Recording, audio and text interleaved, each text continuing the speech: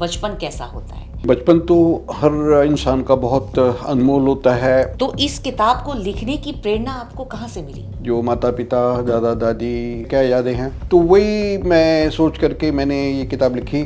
क्या आपने कभी एंटीना ठीक किया? वो एंटीना घुमाते थे हाँ। और नीचे जो आदमी एक बंदा कोऑर्डिनेट बताता था कि वो सही आ गया, सही आ रहा है कि नहीं आ रहा है। कौन सा किरदार परिवार का सबसे ज्यादा प्रिय था? वो मेरी दादी अच्छा। और मेरे पिताजी। माँ, दादी, चाची, भाभी, लाइक ये जो एक रिलेशंस जिस तरीके से निभाते थे फैमिली में, क्या आज की जनरेशन में आपको ये दिखाई देता है कहीं? मैं अपने चारों तरफ देखता हूँ, वहाँ तो दिखाई देता नहीं है। मामा की घर की यादें तो आप कितने दिन के लिए जाते थे मामा के घर? ये 9-10 दिन तो रुकते थे। वहाँ का हवा, वहाँ का पानी, वहाँ की छत, वहाँ के तारे, वो मुझे लगता है यहाँ से सब कुछ अलग ही था। नमस्कार दर्शकों, आध्यात्मिक लाइव में आपका स्वागत है। आज हमारे साथ स्टूडियो में है राजीव जायसवाल जी, जो एक कवि, लेखक, आध्यात्मिक मार्गदर्शक, दार्शनिक व समाज सेवी हैं। आपकी 6 पुस्तकें प्रकाशित हो चुकी हैं और YouTube पर आपको बहुत सी आध्यात्मिक वीडियो हैं।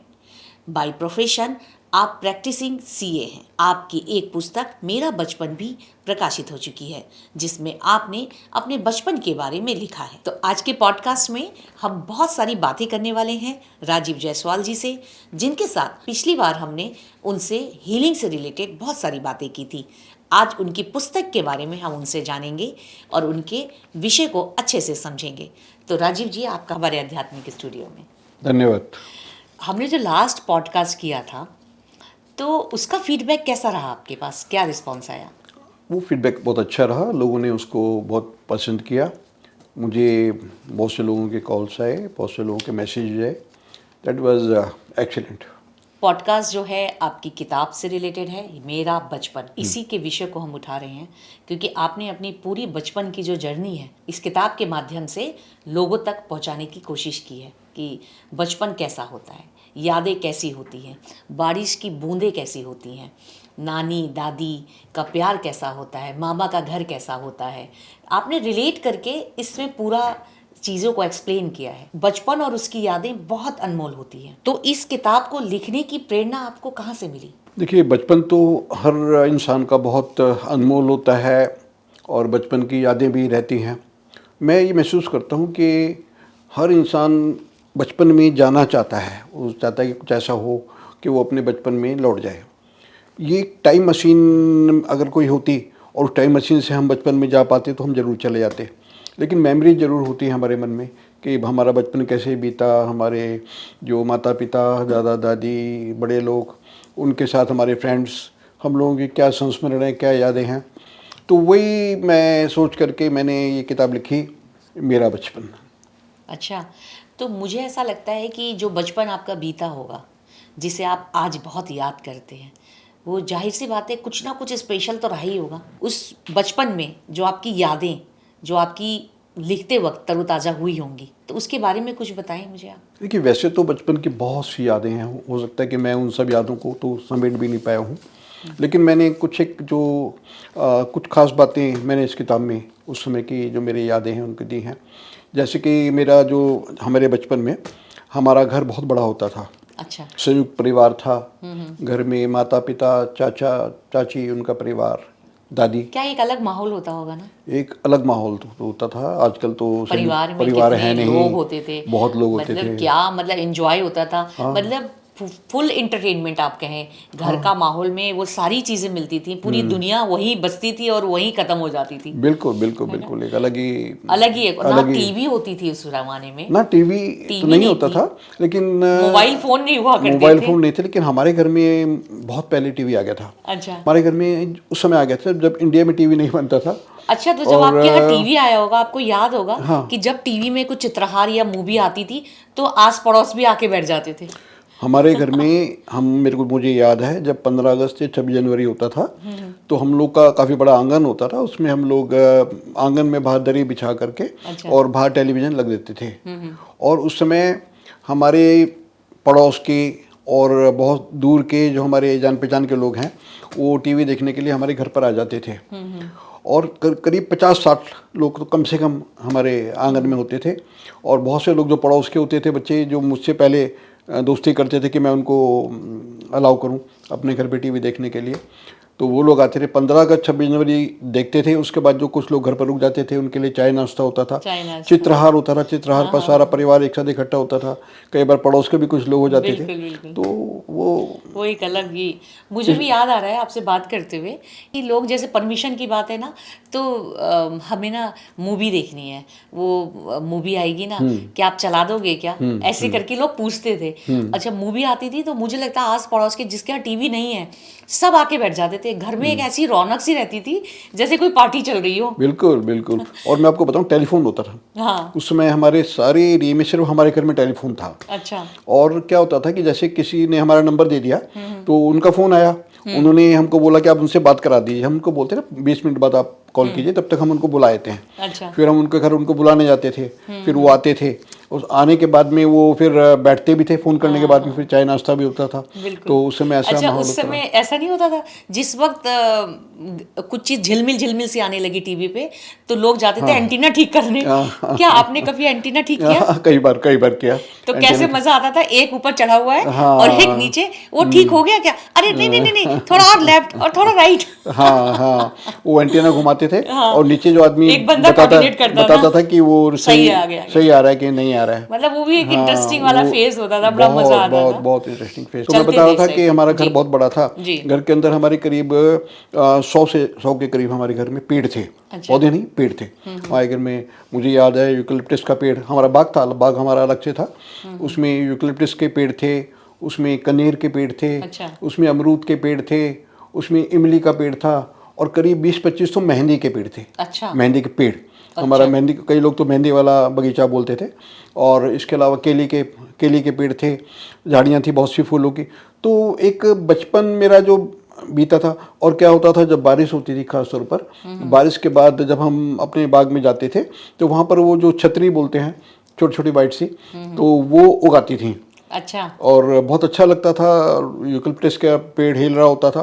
तो अब सब यादें रह गई हैं। अब तो घरों में बालकनी में छोटे छोटे हम लोग पौधे लगा लेते हैं। अच्छा ये आपने जो देखा, जो बचपन आपने बिताया, हाँ आपकी जैसे ग्रैंड डॉटर भी है, तो आप उसको कंपेयर कैसे करते हैं उस जमाने से और आज के इस जमाने पे? देखिए, उसमें थोड़ा सा अंतर तो बहुत बड़ा है, लेकिन थोड़ा सा ये एक चीज़ सामंजस्य है कि हमारा सामूहिक परिवार है आज भी। अच्छा। तो अभी बहुत अच्छी बात है। हाँ, मैं तो आज हमारे भी परिवार में कौन कौन रहते हैं? हमारे परिवार में मैं हूँ, मेरी मिसेज हैं और मेरे दोनों बेटे हैं, 2 डॉटर इन लॉ हैं और मेरी छोटी सी 2 साल की, 2 सवा 2 साल की ग्रैंड डॉटर है आद्या। अच्छा। तो है तो हम सामूहिक परिवार आज भी, लेकिन वो जो एक बहुत बड़ा घर होता था वो अब नहीं है। वो अब मिस तो करते हैं। छोटे से फ्लैट में तभी आपने उसे किताब में लिखा है, अपनी बुक में लिखा है। बुक में लिखा है। घर था, बाग था, पेड़ थे, पौधे थे। अच्छा चलिए, ये तो हम बातचीत परिवार और फैमिली की तो कर ही रहे हैं, पूरी डिटेल्स में बातचीत, क्योंकि आपने अपनी किताब में यही सब किरदार आपने लिखे हैं अलग अलग। तो आपको अपनी लाइफ का कौन सा किरदार परिवार का सबसे ज़्यादा प्रिय था? वैसे तो सभी किरदार जो थे बचपन के प्रभावित करते थे, लेकिन जो किरदार मेरे बहुत मन के करीब रहे, जो मुझे अभी भी बहुत याद आते हैं, जी। वो मेरी दादी अच्छा। और मेरे पिताजी। अच्छा, दादी और पिताजी आपको पिताजी बहुत ज़्यादा पसंद थे। जी।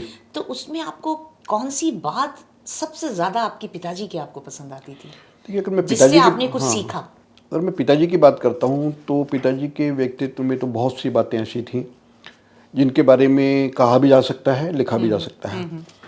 मेरे पिताजी की अभी 93 की एज में, इसी साल में वो स्वर्गवासी हुए हैं, जनवरी में। अच्छा। और वो ऐसे व्यक्ति थे कि अगर मैं अपने चारों तरफ देखता हूँ तो मेरे को उनके कंपैरिजन में, मैं इसलिए नहीं कह रहा हूँ कि वो मेरे पिता थे, उनके कंपैरिजन में मुझे नहीं मिलते हैं। वो ऐसे व्यक्तित्व जो एक दबंग और चरित्रवान और विद्वान, समाजसेवी, और सबसे बड़ी बात ये थी कि वो हर व्यक्ति के, हमारे आस पड़ोस में, हमारे मोहल्ले में सुख दुख में खड़े होने वाले, और कहीं पर भी किसी की भी कोई समस्या होती थी, किसी का कोई झगड़ा होता था, तो वो हमारे पिताजी के पास आते थे और हमारे पिताजी ही उस समस्या का समाधान करते थे। और वो जो बोल देते थे वो बात सबको मान्य होती थी। और हमारा जो समाज था, हमारा जो जायसवाल समाज था, उसमें वो ऑल इंडिया के अध्यक्ष रहे और 93 की एज में भी उनकी गाइडेंस से ही समाज की एक्टिविटी चलती थी। अच्छा। उन्हीं की गाइडेंस से। उनकी मेमोरी बहुत तेज़ थी। आज इस उम्र में भी वो 25 साल पहले 40 साल पहले की उनको सब बातें याद रहती थी। और वो लेखक बहुत अच्छे थे। मुझे लगता है कि जो मेरी लिखने की क्षमता है और जो मेरी कविताएं लिखी हैं, कहीं ना कहीं मेरे पिताजी का उसमें योगदान रहा है। बहुत, मेरी माताजी का भी, वो भी अच्छा लिखती थी। मेरे पिताजी और माताजी का बहुत बड़ा उसमें योगदान रहा। और वो कहीं, मैंने उनको कहीं किसी के आगे झुकते हुए नहीं देखा कभी भी। वो, उनकी आवाज़ ऐसी थी कि उनकी आवाज़ से दूसरा व्यक्ति झुक जाता था, लेकिन वो किसी के आगे मैंने उनको झुकते हुए नहीं देखा। मैं अपने पिताजी के किरदार से बहुत ज़्यादा प्रभावित रहा। जी जी।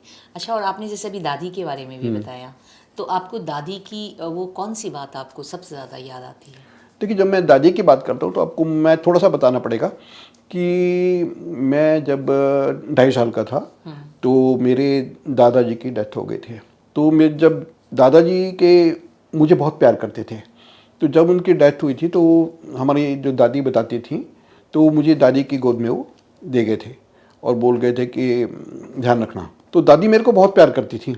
और हम 6 भाई बहन। हमारी जो माता जी वो टीचिंग में थी, वो स्कूल चली जाती थी सुबह, और 6 भाई बहन को संभालना तो हमारी दादी का अनुशासन होता था, हम सबको संभालती थी।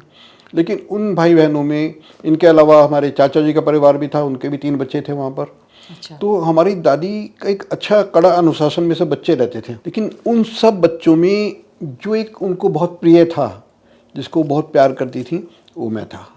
अच्छा। हाँ। और मुझे याद आता है कि मैं शायद 5वीं या 6ठी क्लास तक अपनी दादी के पास ही सोता था। अच्छा। उनके साथ ही मैं सोता था। तो दादी की बहुत सी यादें हैं, और दादी का प्यार, दादी का अपनापन, दादी का स्नेह, ये सब मुझे याद है। उस समय जो महिलाएं, जो लेडीज, जैसे माँ, दादी, चाची, भाभी, लाइक ये जो एक रिलेशंस जिस तरीके से निभाते थे फैमिली में, जिस तरीके से वो संभाल के रखते थे हर चीज़ को, क्या आज की जनरेशन में आपको ये दिखाई देता है कहीं दूर दूर तक? आज की जनरेशन में जो मैं अपने चारों तरफ देखता हूँ तो वहाँ तो दिखाई देता नहीं है बिल्कुल भी। क्योंकि उस समय में क्या होता था कि परिवार में अगर बहुत से सदस्य हैं, कंबाइंड फैमिली है, पिता हैं, माता हैं, दादी हैं, दादा हैं, चाचा चाची हैं, वो ऐसा नहीं है कि बड़ा परिवार है तो आपस में हमेशा प्यार से ही रहते थे। बहुत से डिफरेंसेस भी होते थे, बहुत से मनमुटाव भी होते थे, घरों में झगड़े भी होते थे, लेकिन इन सब के बावजूद वो एक साथ रहते थे। इन सब के बावजूद एक साथ रहते थे, एक दूसरे का सुख दुख में साथ देते थे। और परिवार में एक दूसरे के वैल्यूज़ को समझते थे। वो आज शायद नहीं है, पर लेकिन परमात्मा की कृपा है, मेरे परिवार में है। हमारा कंबाइंड फैमिली है। और आपकी फैमिली मुझे लगता है शुरू से जो चीज़ को लेकर चली है ना, वो निभाते चले। आपकी जनरेशन, आपकी जो फैमिली का डेवलपमेंट हुआ, तो वहाँ आपकी मिसेस ने निभाया होगा। हाँ। है ना? तो ऐसे निभाते हुए आगे जनरेशन बढ़ती जा रही है। तो वो एक जो एक नींव रखी गई ना, वो नींव बहुत स्ट्रांग है। हाँ, आप सही कह रहे हैं। मैं ये समझता हूँ कि घर में जो लड़की आती है, जो मैरिज के बाद जो फीमेल आती हैं, वो किस परिवेश से आ रही हैं, किस माहौल से आ रही हैं, उस पर बहुत डिपेंड करता है। जैसे मेरी मिसेज जिस घर से आई, वो कंबाइंड फैमिली थी। वो एक बहुत बड़ी, प्रयागराज में काफ़ी बड़ी कंबाइंड फैमिली थी, जिसमें दादा भी थे और काफ़ी बड़ा परिवार था, हवेली थी, उसमें चाचा भी थे, चाचियाँ भी थे। वो काफ़ी, तो उनको एक अभ्यास थी, आदत थी ऐसे बड़े परिवार में रहने की। तो जब हमारे परिवार में आई तो उन्होंने उसी तरीके से एडजस्ट किया। तो अब जब आगे वो परिवार को चला रही हैं तो उसी तरह से चला रही हैं। तो बहुत बड़ा क्रेडिट मैं इस चीज़ का फीमेल्स को ही देता हूँ कि अगर मेल्स को उतना नहीं, के ही हाथ में है। हाँ, फीमेल्स को फीमेल जैसा चाहे उसको कर सकती है, मैनेज कर सकती हैं। और वो खराब करना चाहे तो बहुत जल्दी खराब कर बिल्कुल देती है। बिल्कुल। आज के समाज में देखिए क्या हो रहा है। हाँ, आज के समाज में तो जो हो रहा है गलत है। महिलाएं तो घर की नींव होती हैं, आधारशिला होती हैं।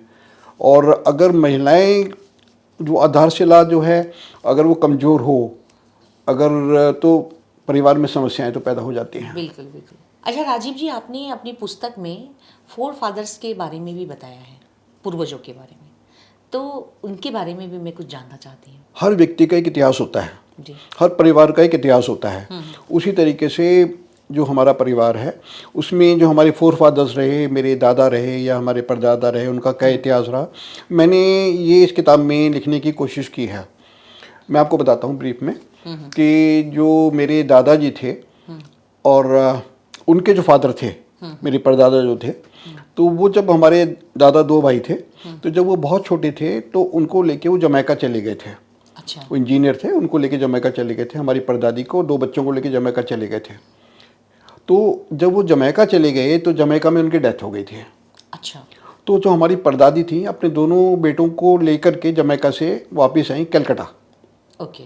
और कलकत्ता में हमारे परदादा ने जो पैसा किसी बैंक में जमा किया था, उनको उनका कुछ पता नहीं था कि वो पैसा किस अकाउंट में है, कौन से बैंक में, ये भी उनको पता नहीं था। उस समय महिलाओं को ज़्यादा पता नहीं होता था। पता नहीं होता था। तो वो उन बच्चों को लेके किसी अपने रिश्तेदार महिला के साथ में वो दिल्ली आई, अच्छा। क्योंकि उनको उस समय में कोई उनका सेटअप नहीं था और बच्चे छोटे थे, और उनके जो परिवार था, उनके जो मैका था, उन लोगों ने सपोर्ट नहीं किया उनको। दिल्ली आई, दिल्ली आकर के उन्होंने मेहनत की, अपने दोनों बच्चों को बड़ा किया।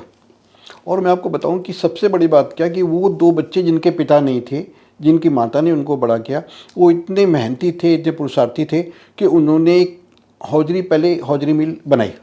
अच्छा। और पहले वो पार्टनरशिप में थी दिल्ली के अंदर, फिर उसको प्राइवेट लिमिटेड बनाया, फिर उसको उन्होंने पब्लिक लिमिटेड कंपनी बनाया उस समय में। ये बात 1940s की है। अच्छा।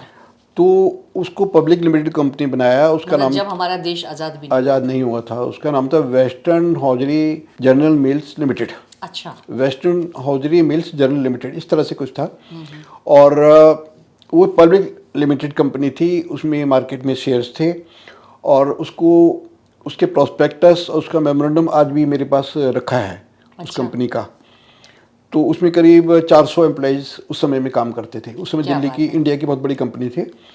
हर व्यक्ति के जीवन में उतार चढ़ाव आते हैं। बिल्कुल बिल्कुल। एक बहुत बड़ी कंपनी थी, और वो कंपनी जब सेकेंड वर्ल्ड वार हुआ या उसके बाद पार्टीशन हुआ तो कुछ समस्याएं आई, और वो फैक्ट्री हमारी बंद करनी पड़ी। लेकिन उस फैक्ट्री के लिए उन्होंने काफ़ी बड़ी जगह ली थी सादरा में। उसको वो जायसवाल नगर बनाना चाह रहे थे हमारे लिए, लेकिन वो फैक्ट्री तो फेल हो गई, जगह हमारे पास रही। तो हम लोग पहले, हमारे जो दादा थे वो चांदनी चौक में रहते थे, लाल कुआं जगह है, वहाँ रहते थे। तो वहाँ से वो लोग आ गए सादरा। तो हम लोग, मैं आपको बताता हूँ, हमारा बहुत बड़ा घर था, हमारी बहुत बड़ी जगह थी, वो उसी जगह पर थी जहाँ पर वो लोग आए थे। मैं उस समय 2.5 साल का था, मेरे को बहुत हल्की याद है। तो ये मेरे पूर्वजों का इतिहास है। अरे वाह, क्या बात है। मतलब एक लंबी जर्नी हाँ, देख के समझ के अब यहाँ तक पहुँचे हैं। मैंने तो वो देखा नहीं, लेकिन मेरे पिताजी ने जो मुझे बताया, हाँ, मैंने कहा हर उससे आप निकल के आए हैं। हाँ हाँ हाँ, मैं उनको याद करता हूँ। देखिए, जो बच्चे अनाथ हैं, जिनके पिता नहीं हैं, जिनकी माता उनको लेके दिल्ली आई हैं, और उन्होंने किस तरीके से इतनी बड़ी कंपनी बनाई, वो कितने इंटेलिजेंट रहे होंगे, ज़्यादा पढ़े लिखे भी नहीं थे। बिल्कुल बिल्कुल। कि उनके नाम से ही सादरा में एक रोड है, डॉक्टर जायसवाल मार्ग। अच्छा। वो हमारे दादाजी के नाम से ही है। आप अपने स्कूल के बारे में और अपने टीचर और फ्रेंड्स के बारे में भी कुछ बताएं। क्या कुछ फ्रेंड्स अभी भी आपके हैं? मेरा जो स्कूल था सादरे का, अर्वाचीन भारती भवन नाम से है। उस समय में वो शुरुआत हुई थी। आज तो स्कूल की बहुत सारी ब्रांचेज हैं। अच्छा। एक श्रीनिवास शर्मा जी होते थे। अच्छा। उनका वो स्कूल था। जो स्कूल की याद मैं आपको पहले दिन की बताता हूँ। मुझे आज भी याद है, जब मैं पहले दिन स्कूल ज्वाइन करने के लिए गया था, तो मेरे साथ में मेरे पिताजी और चाचा जी वो गए थे, और चाचा जी के हाथ में एक लड्डुओं का टोकरा था। अच्छा। और वो साथ ले गए थे। ये मेरे जहन में अभी तक है वो याद। और जितने भी स्कूल में बच्चे थे, सबको वो बांटा गया था। मतलब आपके एडमिशन के समय पे? एडमिशन के समय, पहले दिन। अरे वाह। पहले दिन। और दूसरी बात जो मुझे याद रहेगी हमेशा, वो ये कि क्योंकि मैं दादी के बहुत करीब था, तो जब मैं स्कूल गया तो शायद मुझे लगता था कि दादी मुझसे दूर नहीं होनी चाहिए। तो मैं बोलता रहा दादी को भी, मैंने बोला कि आप भी वहीं रहो। तो मेरी दादी, जैसे मेरी ये क्लासरूम है, मैं अपने क्लासरूम में बैठा हूँ, तो मेरे क्लासरूम के बाहर एक दीवार थी। अच्छा। जो करीब 2-3 फुट की होगी। कुछ हाइट। हाँ। तो दादी उस दीवार पर बैठ जाती थी। अच्छा। और मैं अंदर से देखता रहता कि दादी सामने बैठी हैं। तो करीब 1 महीने तक हमारी दादी वहाँ डेली आती रहीं, और वो स्कूल पर वहाँ पर वो बैठती थी, मैं उनको देखता था। अभी कुछ साल पहले हमारी एक प्रिंसिपल होती थी उस समय की, अब वो 90 के अबव हैं। तो उस स्कूल का एक प्रोग्राम हुआ, और वो प्रिंसिपल वहाँ पर आई। तो कई बच्चे उनसे मिलने गए उस समय के। तो वो किसी को नहीं पहचानी, लेकिन मेरे को देख करके वो बोली कि मैं तुमको नहीं भूल सकती, क्योंकि तुम्हारी जो दादी थी वो 1 महीने तक तुम्हारे को छोड़ने के लिए आती थी। क्या बात। तो ये तो यादें ऐसी हैं। और स्कूल अच्छा था, और वहाँ हमारा बेस रहा। बहुत से मित्र हैं जो अभी भी मेरा उनसे मिलना होता है। बहुत से दोस्त ऐसे हैं, 5-6 लोग, मेरी उनसे बातचीत होती है, जी। टच में हूँ। अच्छा, बचपन में कोई ऐसा व्यक्ति आपको जो बहुत प्रिय हो? बचपन में क्योंकि हमारा जो पिताजी थे, हमारे चाचा जी थे, बहुत सामाजिक थे, बहुत सोशल थे, तो हमारे आसपास बहुत से लोग होते थे जिनको मैं याद कर सकता हूँ, जिनके बारे में मैंने इस किताब में भी लिखा है। हमारे घर के सामने एक परिवार था, गुप्ता परिवार। अच्छा। तो उसमें एक बुजुर्ग औरत थी जिनको अम्मा जी कहते थे। तो वो जो अम्मा जी थी मेरी दादी की अच्छी मित्र थी, और हमारे घर में रोज़ ही उनका आना जाना होता था। तो वो एक तो मैं उनको कभी नहीं भूल सकता जो मुझे प्रिय थी। और मैं बचपन में, मुझे याद आता है, मैं सुबह उनके घर चला जाता था और बेहिचक वहाँ चाय नाश्ता भी कर लेता था। तो एक तो वो परिवार है, और वो अभी भी मेरे संपर्क में है, उस परिवार के जो सदस्य हैं। और हमारे घर के सामने एक सरदार जी रहते थे, लूथरा साहब। सरदार जी भी प्रभावित मेरे को करते थे, उनका व्यक्तित्व मेरे को प्रभावित करता था। उसके अलावा भी मेरे बचपन के जो मित्र थे, गली में हम जिनके साथ खेलते थे, बहुत से मित्र थे हमारे साथ में। अब तो गली मोहल्लों में बच्चे खेलते ही नहीं हैं, उस समय में बच्चे खेलते भी थे। वो उसमें से कुछ लोग अभी भी मेरे संपर्क में हैं। बिल्कुल बिल्कुल। आपसे बात करके बहुत अच्छा लग रहा है। दूसरा, जो आपकी आंखों में अभी भी जो फील है ना, आप बताते हुए आप उस दुनिया में चले जाते हैं। मतलब ऐसा महसूस हो रहा है कि आप वहीं पे हैं और वहीं से आपकी अंदर की बात जो है वो निकल के आ रही है। मतलब बहुत ही अच्छा लग रहा है आपसे बातचीत करते हुए। अच्छा, मैं देख रही हूँ राजीव जी, आपकी ये जो किताब है, ये मेरा बचपन, तो ये जो आपने लिखी, इसमें बहुत सारी मैं देखती हूँ विषय हैं, अलग अलग तरीके से आपने इसमें लिखा हुआ है। मेरा बचपन, आपने इसमें अपने पूजनीय माताजी एवं पिताजी की तस्वीर मेरे ख्याल से लगाई हुई है। और इसमें मैं देख रही हूँ कुछ आपने गर्मियों के वो रात दिन आपने कुछ लिखा है इसके बारे में। क्या लिखा है आपने इसमें, कुछ बताइए। गर्मियाँ अब भी आती हैं, गर्मियाँ तब भी आती थीं, बरसातें अब भी आती हैं, बरसातें तब भी आती थीं, लेकिन अब वो दिन नहीं आते जो पहले दिन आते थे। जी, अब एसी में जो रहते हैं लोग मतलब वो मेरे ख्याल से आप वही बात कर रहे होंगे कि गर्मी है तो छतों पे चले गए, और छतों पे ही सो गए सब जाके। तो वो ट्रेंड तो अब चला ही गया है। और बच्चों से कहेंगे छत पे सोएंगे, छत पे भी कोई सोता है? बच्चों के माइंड में ये चीज़ें होंगी कि छत पे भी कोई सोता है क्या। लेकिन आज भी पुराने शहरों में आप चले जाइए, जैसे मुरादाबाद आप चले जाइए, मेरठ है, अंदर आप चले जाइए, तो लोग अभी भी छतों पे तो सोते हैं, ऐसी बात नहीं। गाँव में हो सकता है, हाँ, कुछ छोटी कस्बों या गाँव में हो सकता है, सोते हैं, लेकिन शहरों में तो दूर दूर तक नहीं दिखाई देती। शहरों में तो सोच ही नहीं सकते, मुझे लगता है। तो उसमें आपने क्या लिखा है वैसे, कुछ खास? उस समय में क्या होता था कि हम लोग का घर का आंगन बहुत बड़ा होता था। एक तो हम लोग उस समय हर घर के अंदर खाटें होती, खाट बोलते थे, पंजाबी में मंजी बोलते थे। खाटें होती थी, तो हर घर के अंदर खाटें होती थी। तो हम लोग सोते थे तो खाटें बिछा देते थे। बिल्कुल। कभी हम आंगन में सोते थे, कभी हम छत पर भी। ज़्यादा पुरानी याद मुझे भी याद दिला रहे हैं। बहुत बढ़िया यादें हैं। तो हम लोग खाटें बिछा लेते थे, परिवार के सब सदस्यों की खाटें भी जाती थी। और जब बहुत गर्मियाँ होती थी तो हम लोग आंगन में पानी का छिड़काव कर देते थे, ताकि गर्मी जो है गर्मी दूर ना हो जाए। लगे। और टेबल फैन लगा देते थे। और कई बार हम लोग बताए क्या करते थे, हम लोग टेबल फैन के आगे पानी से कपड़ा गीला करके वो टांग देते थे, ऊपर टांग दिया, टांग देते थे थोड़ा दूरी पर। तो उससे छन के जो हवा आती थी वो बहुत ठंडी आती थी। और जब छतों पर हम सोते थे तो जो रात को हम तारे देखते थे, अब तो तारे नजर ही नहीं आते। तब तो इतना पोल्यूशन है, हमने तारों को भी छुपा दिया है।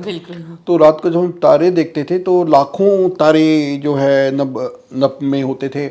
हम उन तारों को देखते देखते सो जाते थे, चांद को देखते थे, तारों को देखते थे। सुबह जब उठते थे तो ठंडी हवा चल रही होती थी, जैसे ही रोशनी की पहली किरण आती थी हमें नींद खुल जाती थी। और जिनके घर बड़े नहीं होते थे उनके बहुत से लोग गलियों में सोते थे। मैं सुबह जल्दी उठ के घूमने जाता था। और कभी भी कोई गप्पे मारना शुरू कर देते थे, है ना, रात को कभी भी गप शुरू हो जाती थी। आपस में बातें करते थे। वही परिवार के सही में सदस्य आपस में बातें करते थे। तो वो भी एक बहुत ही अच्छा एक्सपीरियंस। वो हमारे खासतौर पे मुझे याद आता है, अब अपने गर्मियों की रातों का पूछा, हम अपने जब पंजाब में हमारे मोगा एक जगह है, फिरोजपुर मोगा वगैरह, तो हम वहाँ जाते थे। वहाँ पर रात को हम लोग वहाँ भी हम लोग रात को छत पर सोते थे। हमारे मामा के बच्चे होते थे, मौसी के बच्चे होते थे। तो वो मेरे पिताजी को बोलते थे, वो उनको कहानियाँ सुनाते थे और हम लोग साथ साथ सोते थे, बातें करते। वो समय तो एक अलग ही होता। अच्छा, मुझे आपकी इस बुक में सारी चीज़ें कनेक्ट करती हैं खुद से, यानी कि कोई भी इस बुक को अगर पढ़ेगा तो उस बुक में उसको अपनी याद कनेक्ट करेगी, जो मुझे फील हुआ इस किताब में आपकी, क्योंकि आपकी लिखी हुई चीज़ें हैं, आपका कनेक्शन है इस किताब से, लेकिन ये आम लोगों को भी कनेक्ट करता करता है ना? करता तो है। इसमें जैसे मामा की घर की यादें, नानी का घर, लोगों को एक क्रेज़ होता था पहले कि मामा के घर जाना है, नानी के घर जाना है, महीनों महीनों रुक के आते थे बच्चे, हर साल का एक सिस्टम रहता था। मुझे लगता है कि ये सिस्टम अब तो खत्म हो गया। ख़त्म हो गया, बहुत ज़्यादा तो नहीं रहा। और फॉर्मेलिटीज़ भी जो चीज़ होती है, बहुत ज़्यादा फॉर्मेलिटी भी लोग नहीं करते। पहले तो बहुत ज़्यादा हुआ करती थी, बहुत ज़्यादा करते थे, प्यार से बहुत करते ज़्यादा, थे। लेकिन प्यार से करते थे। तो तो आप कितने दिन के लिए जाते थे मामा के घर, ये बताइए। हमारे मामा का घर पंजाब में है हाँ। और एक हमारा घर था, नाना का घर था, हमारी माँ का घर मान लिया। हमारी माँ का अपना ही घर था फिरोजपुर में, बॉर्डर पर है, पाकिस्तान बॉर्डर पर।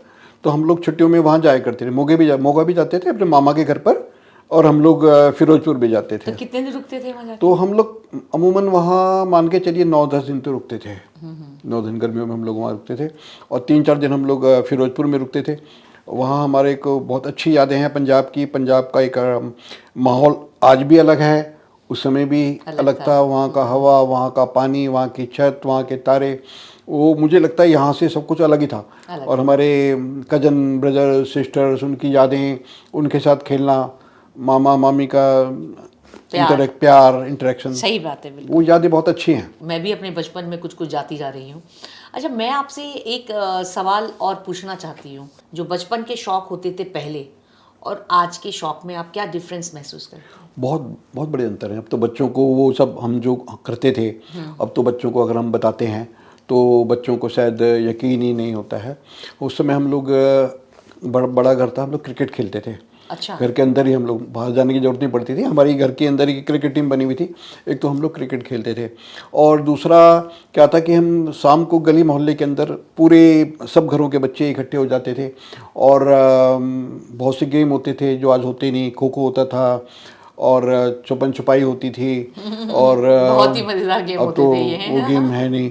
और उसके शौक़ में अगर आप पूछते तो मेरे को बचपन से ही पढ़ने का बहुत शौक़ था। कहानियाँ पढ़ने का बहुत शौक़ था और मेरे को कहीं भी कोई किताब मिल जाती थी तो मैं पढ़ता था। उस समय में चंदा मामा होता था, नंदन होती थी, पराग होता था और धर्मयुग होता था, साप्ताहिक हिंदुस्तान होता था, सरिता मुक्ता होती थी। तो ये किताबें हमारे घर पर एक जो न्यूज़पेपर देने आते थे, उनसे हमने किताबें भी लगा रखी थी। तो ये किताबें देने आते थे। अच्छा, एंटरटेनमेंट का वही चीजें थी। वही, चंपक हो गया, चाचा चौधरी हो वही, गए, साबू हो गया, लाइक ये सब मुझे याद आते हैं क्योंकि मैं भी खुद बहुत पढ़ा करती थी इन सब कॉमिक्स किताबों में को। फैंटम पढ़ता था कॉमिक्स, मैं, हाँ, ये सब चीजें हो मेंढक और गई। लुथार होते थे। अच्छा, तब ये भी होता था। टार्जन थे। हाँ, किसी के यहाँ सरिता किताब आई है, चलो वहीं से लेकर आ जाते वहीं, हैं। ये बहुत होता था। चंपक, तुम दे दो, तुमने पढ़ ली, लाओ मुझे दे दो। जैसे आजकल ये चलते रहते हैं। अब तो नेटफ्लिक्स वगैरह आ गया, लोग इसमें देखते हैं। इतने सारे अमेज़ॉन हो गया, सब कुछ, इतनी सारी चीज़, प्राइम आ गया, लोग उसमें चले जाते हैं। तो हम लोग जब छोटे थे तो मुझे भी आपकी बातों से याद आ गया कि हम भी बहुत पढ़ा करते थे ये सब। वो पढ़ते थे, वो बचपन के शौक थे हमारे। परियों की कहानी, परियों की कहानी, चंदा मामा तो खास तौर पर, हाँ, चंदा मामा तो बहुत पढ़ते थे। पराग और नंदन, बिल्कुल, उसमें पराग और नंदन बहुत पढ़ा करते थे। ये तो हमारे लिए सबसे बड़ा एंटरटेनमेंट होता था उस समय का। सही बात है। और हमारे घर में एक जो पजल्स आती थी, उन पजल को भी सॉल्व करते थे। हमारे घर में एक बेरी का बहुत बड़ा पेड़ था। अच्छा। तो जब हम स्कूल से आते थे, मेरे को याद है, हम लोग बेरी के पेड़ पर चढ़ जाते थे और हम बेर, हमारे बड़े मोटे बड़े बेर होते थे, या हम छत के ऊपर जाके उनको डंडे से मारते थे। तो बेर हम लोग छत में, डेली का रूटीन हमारा था, हम लोग बेर खाते थे। तो ये जो हमारी यादें हैं बहुत अच्छी हैं। और देखिए, आज के समय में मैं अपने बच्चों को कई बार बताता हूँ, वो यकीन नहीं करते कि उस समय अंगीठियाँ होती थी। बिल्कुल, अंगीठी होती थी, कोयले की होती थी, भूसी की भी होती थी। हर घर के अंदर किचन के साथ में कोयले की छोटी सी कोठरी होती थी और हर मोहल्ले में कोयले की टाल, लकड़ी की टाल हुआ करती थी। और भूसी नहीं होती है, बुरादा बोलते हैं, बुरादा। जो उससे लकड़ी से जो निकलता है, उस बुरादे को बीच में, मतलब क्या करते थे कि बीच में एक गोल सा कुछ रखा उन्होंने सेंटर में, और बुरादे को बिल्कुल टाइट कर दिया, और फिर उसके बाद उसे निकाल दिया, और फिर जला दिया उसमें, और फिर उसमें खाना बनता था। यानी कि इंतजार होता था कि खाना भी एक ही साथ, चूल्हा मतलब होगा, अंगीठी लगेगी और फिर खाना बनेगा। चूल्हा होता था और अंगीठी होती थी। पहले जाके गरी में रख दी जाती थी जलने के लिए, उसमें धुआं निकलता था। और जब वो धुआं निकलना बंद हो जाता था तो गर्म हो जाती थी, फिर उस अंगीठी को उठा के हम अंदर किचन में लेके आया करते थे। ये हम बच्चों के काम होते थे, हम बाहर रख के आते थे, उठा के ले आते थे। हर घर के बाहर अंगीठी होती थी, तब कोई गैस वगैरह नहीं हुआ करती थी। उसके बाद स्टोव आया था, स्टोव आया था, उसके बाद में स्टोव आया था, तेल वाला, मिट्टी के तेल वाला स्टोव आया था। तो उस स्टोव में उसकी जो पिन होती थी, याद है आपको, जो पिन से जलाने का जो प्रोसेस होता था, तो कई बार क्या होता था कि वो पिन उसी में टूट जाती थी। उसमें और बड़ी मुश्किल से उसको पिन को अंदर करोगे, वो निकल तो सकती नहीं है। जब तो वो निकलेगी नहीं तब तक उसका ऑयल बाहर नहीं आएगा, ऑयल बाहर नहीं आएगा तो वो गैस नहीं जले, वो नहीं जलेगा। बिल्कुल बिल्कुल। लालटेन होती थी, और मेहनत कितनी करते थे। लालटेन होती थी, लाइट बहुत आती थी उस समय में, और लालटेन में हम लोग पढ़ाई करते थे। बिल्कुल। तो अब तो 2 मिनट के लिए लाइट चली जाए तो परेशान हो जाते हैं। परेशान हो जाते हैं, सही बात है, बिल्कुल। लेकिन वो एक अलग ही माहौल था, अलग ही चीजें थी, तो उसमें परेशानियां खुश रहते थे। लेकिन जैसा भी था उसमें खुश रहते थे, क्योंकि हम लोग आपस में कोई अवसाद वाली बात नहीं होती थी। अकेले अकेले हैं, इतने लोग होते थे, इतनी महिलाएं घर में होती थी, इतने पुरुष होते थे, आपस में बातचीत करते थे, कोई डिप्रेशन वाली, कोई अवसाद वाली, कोई ऐसी कोई बात ही नहीं होती थी। मतलब खुश रहते थे, एंटरटेन होता था। पेरेंट्स ही साथ में खेल लेते थे, आपको गुड़िया से खेलना है, आपको खाना बनाना है, बच्चे वाला गेम जो होते हैं, तो पेरेंट्स खुद ही इन्वॉल्व हो जाते थे खेलने में भी। तो ये सब चीज़ें तो खैर काफ़ी रही हैं अगर हम बात करें तो। और फुल एंटरटेनमेंट रहता था, बोरिंग वाली कोई चीज़ घर में होती ही नहीं थी कि कोई बोर हो जाए। मेरे जो पिताजी थे वो लॉयंस क्लब के प्रेसिडेंट थे। अच्छा। तो उन्होंने, जब मैं 9th-10th में था, तो उन्होंने एक लियो क्लब का, बच्चों का क्लब बनाया था। अच्छा। तो मुझे याद है कि हम पिताजी के साथ लॉयंस क्लब में जाते थे और लियो क्लब का मैं प्रेसिडेंट बना था। हम बच्चे आपस में प्रोग्राम करते थे। और एक बात और बताना चाहूँगा, उस समय के त्यौहार, अच्छा, उस समय के त्यौहार बताइए। आज के त्यौहार तो क्या है, हम घरों में सीमित हैं, कोई घर में मिलने आ गए। हमारा घर काफ़ी बड़ा था और बिल्कुल सेंटर में था हमारे एरिया के। अच्छा। तो उस समय टोलियाँ आती थी होली पर। अच्छा। तो एक टोली आ रही है संघ वालों की, आरएसएस वालों की टोली आ रही है, एक टोली जो पूरब के लोग हैं, पूरबिया बोलते हैं, उन लोगों की आ रही है, वो सब ढोलक वगैरह बजाते हुए। एक हमारी गली में उड़िया लोग होते थे, उड़िया लोगों की टोली आती थी। और मतलब हमारे घर में टोलियाँ आती थी। हमारे पिताजी, चाचा सवेरे त्योहार भी अलग तरीके से मनाते थे। हमारे, मैं आपको बताता हूँ, हमारे जो पिताजी थे, सुबह सुबह उठ के होली के दिन हमको चंदन घिसने के लिए देते थे। अच्छा। वो रंग नहीं मंगाते थे, चंदन लगवाते थे, चंदन हम लोग घिसते थे। और टेसू के जो फूल होते थे वो गर्म करवाते थे। अच्छा। और टेसू के उन गर्म जो पानी होता था, उससे गर्म पानी बनता था, वो रंगों वाला पानी बनता था। तो जब ठंडा हो जाता था, जो भी आता था हम उसके ऊपर वो पानी छिड़कते थे। बहुत सुगंधित पानी होता था। टेसू के फूलों का पानी जो होता था सुगंधित था। चंदन लगाते थे। आज भी मैं कभी रंग नहीं लगाता होली पर, मेरे को वही याद है, मैं चंदन लगाता हूँ। तो वो त्यौहार थे। दिवाली पर आपस में मिलना जुलना होता था। उन त्योहारों का आनंद ही कुछ और था, जो अब तो नहीं रह गया। इन सब चीज़ों को मैंने लिखा है इस किताब में, समेटा है, यादें सहेजने की कोशिश की है। अच्छी बात है, बहुत ही अच्छी बात है। परिवार में कोई और जिसके बारे में आप बात करना चाहते हो, इस किताब में आपने लिखा हो? मैंने इस किताब में अपने चाचा जी के बारे में भी लिखा है। अच्छा। अगर मैं अपने पिता और अपने दादी और माता, हमारी माता बोलता हूँ, उनके बात किसी से बहुत ज़्यादा प्रभावित रहा हूँ तो अपने चाचा जी से रहा हूँ। तो उसमें किस बात से प्रभावित रहा हूँ ये मैं आपको बताना चाहूँगा कि वो बहुत, एक तो सोशल पर्सनैलिटी थे। अच्छा। बहुत एक्टिव थे, राजनीति में भी थे, सामाजिक कार्यकलापों में भी थे। लेकिन एक जो चीज़ उनकी आज के बच्चों को भी समझनी चाहिए, आज की जनरेशन को भी मैं बताना चाहूँगा कि जो मेरी दादी थी वो काफ़ी बीमार पड़ गई थी। अच्छा। और उससे पहले इमरजेंसी में 3 साल मेरे चाचा जी जो थे, इमरजेंसी में उनके ऊपर वारंट था और 3 साल वो घर से बाहर रहे थे। घर पूरा सील था हमारा। अच्छा। हमारा पूरा घर सील हो गया था। और वो जब वापस आए थे, अंडरग्राउंड थे, तो वापस आए तो काफ़ी कमज़ोर हो गए थे, बहुत वीक हो गए थे। उसके बाद क्या हुआ कि हमारी दादी जो करीब उनके साथ ही रहती थी, चाचा जी के साथ ही, वो उनको पैरालिसिस हो गया था। तो मैं किस बात से आज के समय में और उस समय में अंतर देखता हूँ कि हमारे चाचा जी ने 3 साल हम अपनी माँ की जो सेवा करी, और जो उन्होंने सेवा करी तो उनके कारण उनकी पत्नी ने भी करी। तो उन्होंने कोई नर्स नहीं रखी, कोई अटेंडेंट नहीं रखा, उन्होंने खुद ही सारा सोशल एक्टिविटी छोड़ दी, सारा आना जाना छोड़ दिया। वो कहते थे अगर मेरी माँ बीमार है, मैं अपनी माँ का नहीं कर पा रहा हूँ तो मेरे लिए सब कुछ करना बेकार है। और वो जैसे कि आजकल घर में कोई बीमार होता है तो उसको ड्राइंग अंदर कहीं कमरे में कोई आया गया बात नहीं कराते, वो अपने ड्राइंग रूम में ही उन्होंने, अपने जो ड्राइंग रूम था वहीं उन्होंने हमारी दादी को वहीं लिटा रखा था। और कोई आता जाता था, वो कहते थे कि माँ अंदर मेरी होंगी तो वो तो परेशान हो जाएंगे अकेले। कोई आता जाता था, वो उनसे बात करवाते थे। तो जो उन्होंने सेवा करी 3 साल वो, और मेरे लिए एक शायद अच्छी बात ये रही कि क्योंकि मैं दादी से बहुत ज़्यादा अटैच रहा, तो दादी मेरे को, उनके मन में इच्छा थी कि जो उनका अंतिम समय हो मैं उनके साथ में हूँ।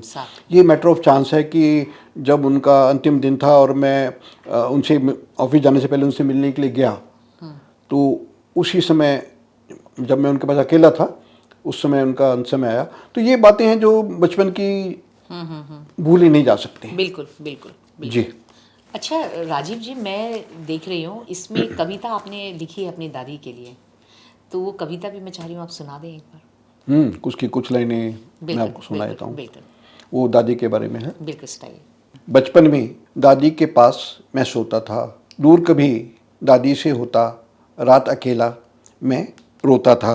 रात में दादी मुझे किस्से सुनाती थीं, भूली बिसरी बातें बताती थीं। उसकी बातें थी मेरी लोरी, सुनते सुनते था मैं सो जाता, नींद की दुनिया में खो जाता। एक दिन जो बात ना होती, एक दिन जो बात ना होती, दादी आकर पूछती मुझसे, ठीक तो हो, ठीक तो हो, आज बोले ही नहीं मुझसे, ठीक तो हो, आज बोले ही नहीं मुझसे, तेरी आवाज़ सुन बिन रह नहीं बाती, तेरी आवाज़ सुन बिन रह नहीं बाती, मेरे बच्चे तुम मुझसे दूर हो, मैं सह नहीं पाती। एक दिन दादी अकेले सो गई, एक दिन दादी अकेले सो गई, फिर नहीं जागी, कहीं पर खो गई। एक दिन दादी अकेले सो गई, फिर नहीं जागी, कहीं पर खो गई। तब से अब तक हो गए बरसों, तब से अब तक हो गए बरसों, मेरी दुनिया बहुत बदली है। मेरा एक घर बना, पत्नी मिली, फूल से बच्चे हुए, मैं व्यस्त इतना हो गया, दूसरी दुनिया में जैसे खो गया। अचानक आज मुझको याद आई, अचानक आज मुझको याद आई, बहुत दिन के बाद दादी। अचानक आज मुझको याद आई, बहुत दिन के बाद दादी। आज फिर मैं रो रहा हूँ, नैन जल से आज फिर तकिया भिगो रहा हूँ, नैन जल से आज फिर तकिया भिगो रहा हूँ। क्या बात है, नैन जल से आज फिर आज तकिया फिर भिगो रहा तकिया हूँ। भिगो रहा हूँ। क्या बात है, क्या बात है। बहुत ही अच्छी कविता आपने लिखी और पूरी दिल से लिखी, मन से लिखी है आपने, और बहुत अच्छा लगा आपसे बात करके। आज के पॉडकास्ट में बहुत मज़ा आया और मैं चाहती हूँ कि एक इसके माध्यम से आप आज की जनरेशन को क्या मैसेज देना चाहते हैं, एक मैसेज और मैं चाहती हूँ आप दें। एक ही मैसेज आज की जनरेशन को देना चाहूँगा कि जो मूल्य हैं, हमारी वैल्यूज़ हैं, जो हमारे माता पिता, हमारे ग्रैंड पेरेंट्स ने हमको दिए हैं, वो मूल्य हम आने वाली जनरेशन को भी दें। अपने बच्चों को भी मूल्य दें, अपने ग्रैंड डॉटर ग्रैंड सन्स को भी वो मूल्य दें। वो बड़ों का आदर करना सीखें, समाज में स्थान बनाएं, सबको सम्मान दें, सबसे प्यार से बिहेव करें। यही मैसेज मैं देना चाहूँगा। बिल्कुल, बहुत बहुत धन्यवाद आपका। धन्यवाद, बहुत नमस्कार धन्यवाद। राजीव जी। नमस्कार। तो दर्शकों, आपको आज का पॉडकास्ट कैसा लगा हमें ज़रूर बताएं। कमेंट बॉक्स में कमेंट करके आप हमें बता सकते हैं। ऐसे ही पॉडकास्ट हम आपके लिए लेकर आते रहेंगे। तब तक के लिए दीजिए इजाज़त। नमस्कार।